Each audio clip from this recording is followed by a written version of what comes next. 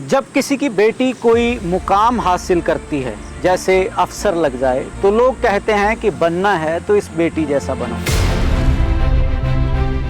पर ज्योति मौर्य एक ऐसी बेटी जो कि एसडीएम बन गई, तो लोगों ने कहा कि इस जैसा कभी मत बनना,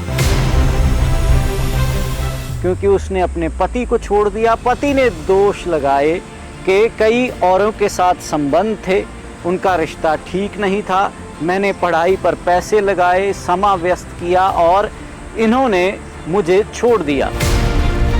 इसके बाद सोशल मीडिया पर ज्योति मौर्य को धमकियां भी मिली, अलग अलग तरीके की चर्चा भी हुई। अब ज्योति मौर्य खुद सामने आए हैं, अपने पति आलोक मौर्य के बारे में खुलासे करे हैं। उन्होंने कहा कि उनको जान से मारने की धमकियां तक देते थे आलोक मौर्य, उनके साथ मारपीट करते थे उनके पति आलोक। ये सब कुछ ज्योति मौर्य ने खुद एक इंटरव्यू में कहा है, जिसके बाद अब एक बार फिर से सोशल मीडिया पर ये मसला चर्चित हो रहा है कि आखिर क्यों दुनिया सिर्फ एक वीडियो या एक खबर पढ़कर सब कुछ तय कर लेती है और लोगों की किरदार कुशी, उनके किरदार कत्ल करने पर लग जाती है। अब ऐसा ही कुछ ज्योति मौर्य के साथ होता रहा है। अब क्योंकि उन्होंने अपना एंगल रखा है, अपने बारे में बताया है कि उनके साथ क्या कुछ हुआ, ज्योति मौर्य ने इस इंटरव्यू में क्या कुछ कहा, विस्तार के साथ आओ सुनते हैं।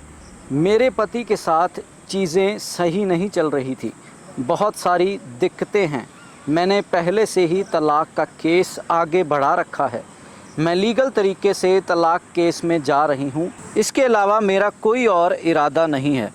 इसके अलावा जब ज्योति मौर्य से पूछा गया कि उनके पति क्यों बार बार उनके ऊपर नाजायज़ संबंध के आरोप लगाते हैं, तो इसको लेकर ज्योति मौर्य ने अपना जवाब दिया। उन्होंने कहा ये संबंध उनके पति का एक वहम है, उनका एक नज़रिया है। उनके पति ने आरोप लगाए थे कि ज्योति के और लोगों के साथ भी संबंध हैं, जिनमें एक होमगार्ड कमांडेंट भी शामिल है।